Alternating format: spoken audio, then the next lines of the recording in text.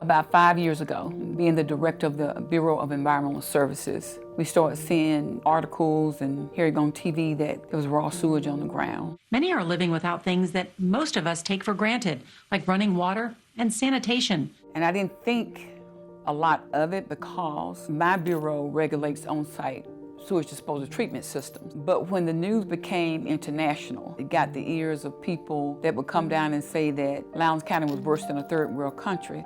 I finally said, let me go and look for myself. In the United States, the way people lose access to basic sanitation or never acquire access to basic sanitation is usually a confluence of three issues. One is they're too low density for sewer to make sense. Once you get far enough away from those systems, it doesn't make sense any longer financially to connect to that centralized system. I have seen a home that had, the homeowner dug a hole. The sewage, when she flushed her toilet, it comes straight out the back, a straight pipe into the hole. It sits there.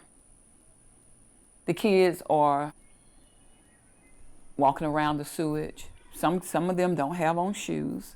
The implication is that raw sewage will make you sick, but it will also contaminate our water table. And that can make communities sick. The second is very bad geology or climate or water table that prevents conventional on-site systems from working. In the black belt soils in Alabama, we have what's called a vertisol. It's a shrink swell clay. When it's dry, it shrinks and cracks form, so it's very easy to drain water through in that case. But when it's wet and it seals up, you basically can't get any more water through it. It becomes completely impermeable. In that case, the water goes up into the yard, or if they've taken that same soil and used it for the backfill on top, it can even go back into the home. I had a failing system, so mine would come back in the house if I would flush it during this type of weather. So all the children know you don't go to the bathroom when it's raining and stuff because it's coming back in the house. You don't do that. So they had to come to accustomed to that. So, you know, as they got older, it just came natural. They know not to flush the toilet in the rainy weather because they know it's gonna come back in the house. And every 2 years, I used to have to sacrifice their Christmas to save the money to flush the system out so we can have a way of using the bathroom and then have to always worry about coming back into the home. So that's a sacrifice I made for many years. The third thing is responsibility for wastewater in the United States has been the responsibility of the homeowner. Now that's usually outsourced through a professionalized utility, and the monthly bill that the person pays, as long as their wastewater is leaving their property and going into the sewer system, they've taken care of their obligation by paying that bill. What that means is individual homeowners have to have an individual on-site system, and they're legally responsible for that. However, we had heavy subsidies of sewer systems in the United States from the 1940s to the 1980s especially. So many of the systems in a place like a city where we're sitting had their system, the capital cost for that, subsidized by the federal government. Whereas people who were outside of cities and missed that window, that basically 40-plus year window, didn't have their systems subsidized. And so they're now responsible for 100% of the costs of dealing with their wastewater. Rural communities need to have a good quality of life, the same as urban and large metropolitan areas. And so this divide has really been alarming for the state. My district is marred by economic population decline. When you see population declines, it goes back to basic quality of life issues and making sure that everyone has access to a good life in this state, in every corner of this state. I think most people would agree that it's not fair to many of the neediest people in our society that they're responsible for 100% of the cost of their wastewater management, whereas many of us who are wealthier and live in wealthier places had those costs largely subsidized. The majority of people in Lowndes County are living in poverty. And if it's such that they receive a citation from the health department to go before a judge because they need a septic tank system, they can't afford it. They couldn't afford it. So what I thought about was, let me put something in place now So if they go before a judge, the judge can say, you need to get on this program. So that's where the Black Belt Unincorporated Wastewater Program came from.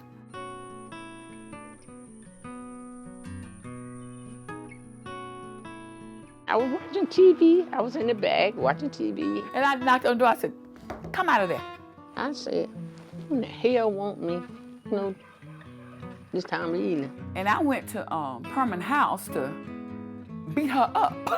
I want Perman Hardy. This is me. She said, come show me your septic tank.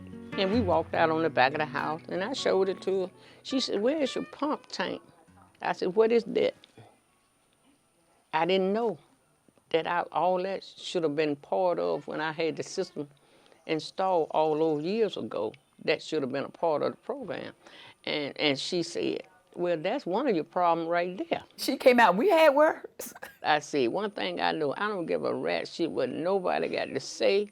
I said, because this is what I've been facing, and this is my situation. And then I said, I tell you what, I'm gonna use your mouth for good. You're gonna work for me. This cycle been in the news for over 30-some years about raw sewage, third world country in Lowndes County. Nobody would believe that this would be a reality. Even myself, I've been working toward change for this for many, many years.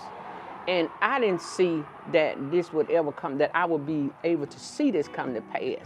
But once Sherry came and found Perman Hardy one Friday afternoon, this became a reality.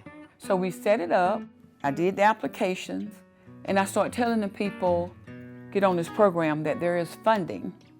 We could put you in a septic tank system. But I had to do it at night, weekends, holidays.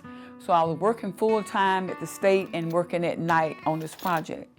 The reason that it works is because of partnershiping with different agencies and entities, and they're bringing things to the table. I met Sherry because Sherry was the director of the Environmental Services Bureau at the Department of Public Health. After I got a grant to try to characterize the nature and scope of this problem, I went and gave a presentation at the Alabama Department of Public Health. I met Sherry there, and we came up with this consortium. And since then, we've been working closely together. The process actually is simple for the homeowner. Get an application, and it's not a difficult application. Name, address, provide a copy of your driver's license, a copy of your water bill. You have to show that you own the property. I don't care if you show me that you pay taxes. The next step is that we send out a soil scientist to look at the soil. From there, that report goes to the engineer. From there, it goes to the installer. This particular unit is a FujiClean CE21 unit, able to handle a little over 2,000 gallons per day. The treatment of the wastewater is done in this particular unit, so it's able to save the ground and make the system last much longer. And aesthetically, generally they look pretty good because the only thing that you see in your yard for the FujiClean unit is the 3 particular lids. We have a local distributor, Kess Environmental, with Shane Duncan, and he is able to work directly with the homeowners. And then he works with us to make sure you get the correct system. And he also works with the BBUWP Association in order to make sure that it gets paid for correctly. So it's not just one person you see. This takes organization, timing. I never thought I would see something like this.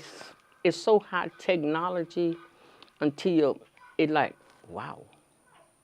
It's like, wow. There will be a monthly bill associated with being connected to these systems. And we're looking at some innovative ways to fund those as well, like looking for foundations to make a one-time donation for an endowment that would yield enough funds to subsidize each monthly bill. This is the same issue we had 20 years ago. So somebody should be thinking, why wasn't it solved? So it is different now. Funding is coming down. The ARPA funding, America Rescue Plan Act money, is coming down. I am grateful for the ARPA funds that have flowed through the federal government. I cannot quantify how helpful it has been. The priority that the state has made for rural communities and access and improving water and sewage infrastructure. I've had quite a few projects in my district that I've had to advocate for.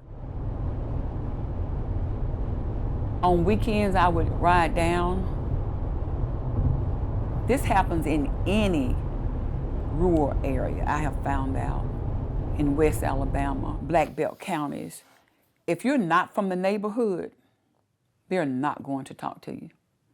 I have drove up in a yard and the lady got up and went in the house. She was on the porch, but went in the house. I went and knocked on the door. She never came out. When we put out the application to sign up for the program, we were not getting a lot of people signing up because one of the attachments that you had to have to come back with the paperwork, that you own your property. Because we can't put a septic tank system on somebody else's property. Little did I know, people didn't like signing anything that talked about their property. So I had to put a statement on the application that said, we will not take your land or your home. So we started getting more applications. I had to go back to my learning, my teaching. You have to understand the history. I would definitely say that's the number one thing. Understanding the history and why people may take things the way they take it. A lot of times it's not because they don't understand or they don't know. It's just a systematic thing from years ago. Wilcox County, we're 70.1% African American. That says a lot within itself. You know, if you have an outside entity come in, they're automatically, you know, kind of suspicious about, you know, what's being said to them and who's giving them that information. I've lived in Wilcox County all my life. I am an LPN and I started working with the UAB sanitation project about 4 years ago. Now I also work with a program called the WASH program.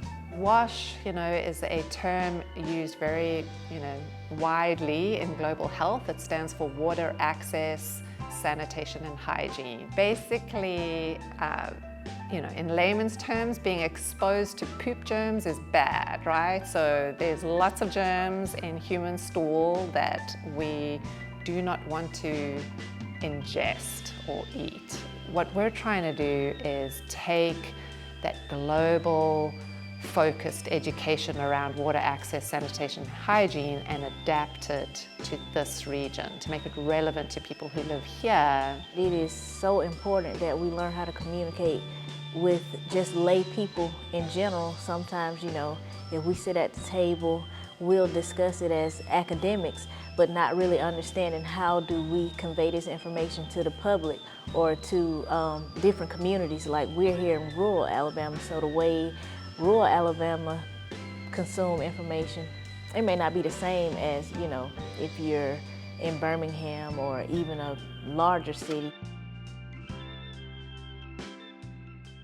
There's a lot of trust issues there, and for a good reason.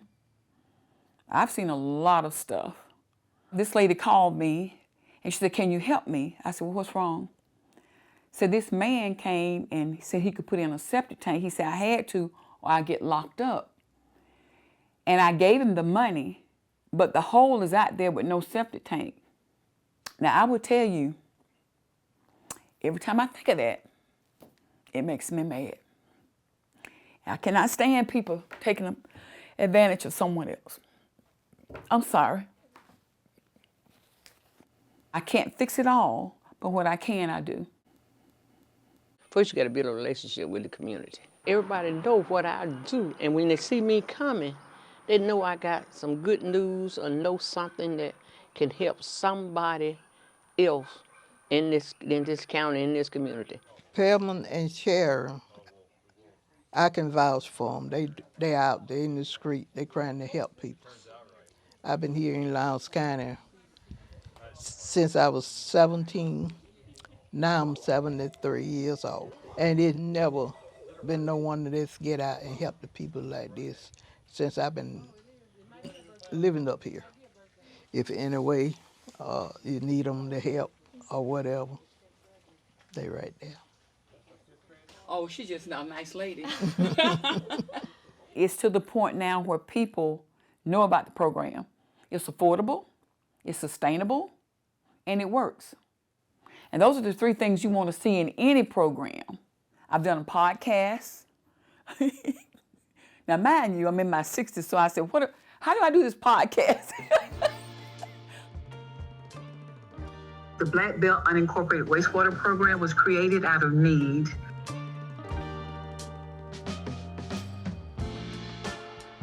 I really spun my wheels for a couple years before I got connected to Kevin White and Sherry Bradley. I have to say, when we used to meet in 2014, 15, 16, we had very contentious meetings that had lots of people yelling at each other and things.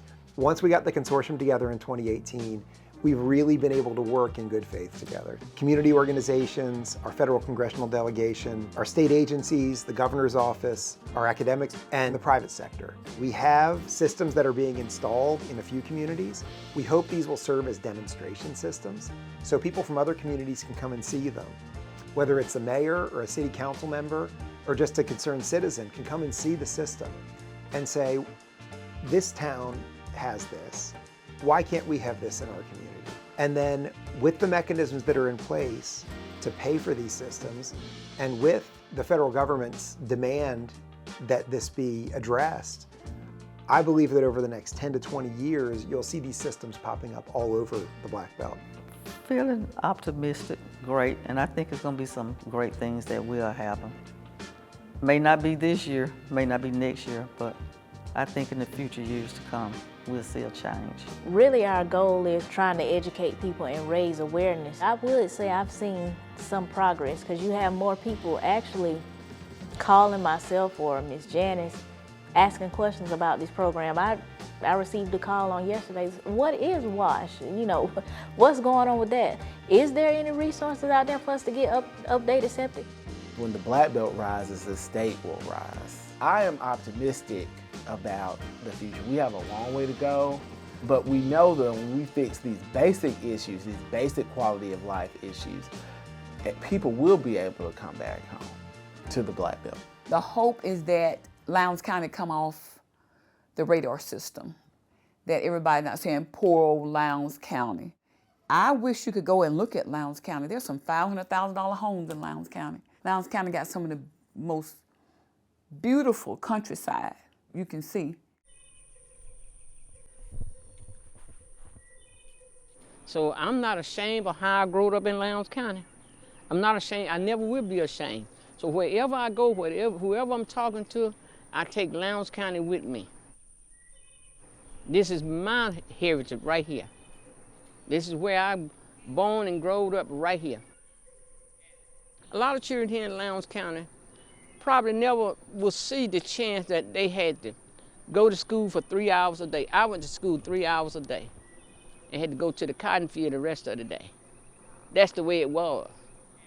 So you can't tell me about Lowndes County hadn't changed. I know it has. I've been part of the change.